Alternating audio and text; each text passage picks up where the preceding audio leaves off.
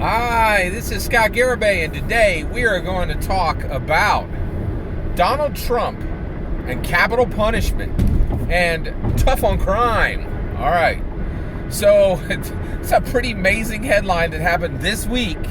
Donald Trump became reinstated capital punishment and successfully did a federally carried out capital punishment at the federal level for the first time in 17 years.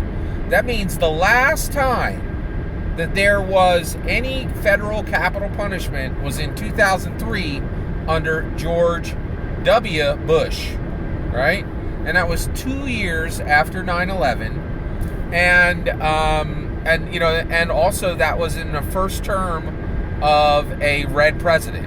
Well, here we are, 17 years later, we have another red president, and Donald Trump has really put teeth into the words tough on crime. So one of the things that I think is pretty interesting is right now we're really seeing, there's a stark difference between, the whole country saying, what's the difference between a red president and a blue president, right? And reds will say, we're tough on crime. Like, we take crime incredibly seriously.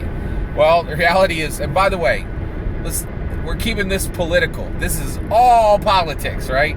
We are not even remotely debating the good or the bad of capital punishment. What I'm talking about today is delivering to your base what your base wants, right? And reds, Republicans, blues, Democrats, reds, if you are tough on crime, like reds are like, yep, that's what we want. Check, boom, go, here's my vote, right?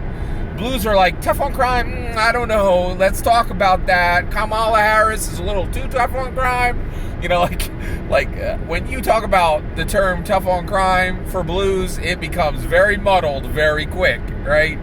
But basically, the Reds want a tough on crime president.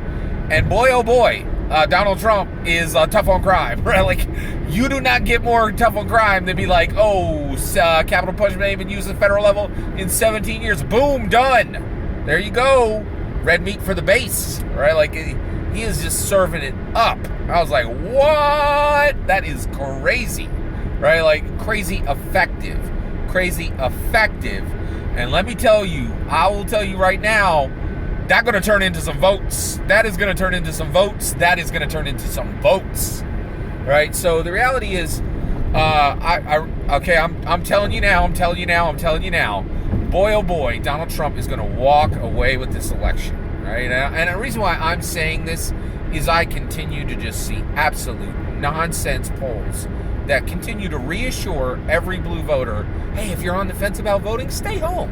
You don't need to be there. We got a 20-point lead. Who cares? Whatever. Stay home. It's no big deal. Right? And I cannot believe that the media has learned nothing from 2016.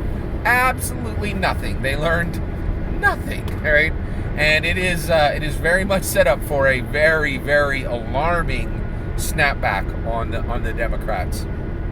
So the reality is, just this week, first time in 17 years, there is a federally put forward, I don't want to use the EX word, there is a federally carried out capital punishment, and Donald Trump's just, it's a mic drop. He's like, tough on crime, this ain't a muddled concept on the red side. We know what the words tough on crime means. Here it is. Bam, red meat for the base. He is serving it up, right? And I'll tell you right now, I really think this is like 5 points against, this is a surge, a real surge, not a fake poll surge, which we saw tons of in 2016, and we're seeing tons of in 2020. This is a real surge, right? That is going to turn into real votes, because when you say you're tough on crime, but nobody knows what you mean by that, right? Ain't nobody confused when a federally put forward dunzo capital punishment occurs, right? Trust and believe Donald Trump is mic dropping left and right on Biden right now. He knows what his base wants, and he is delivering it, right? Delivering it. And I truly believe what happened this week, that's going to turn into votes at election time. very, very bold, smart move on Donald Trump's part to win the election. I don't want him to do that, but I am a political commentator, and when I see effective political maneuvering, I recognize it, and that's what happened this week. All that's my opinion. What do you think? Do you think this is an effective move to win in November 2020, to win a second term for Donald Trump, or do you think this is a misstep on his part? Let me know in the comments below. Please consider liking and subscribing, and have a wonderful millennium.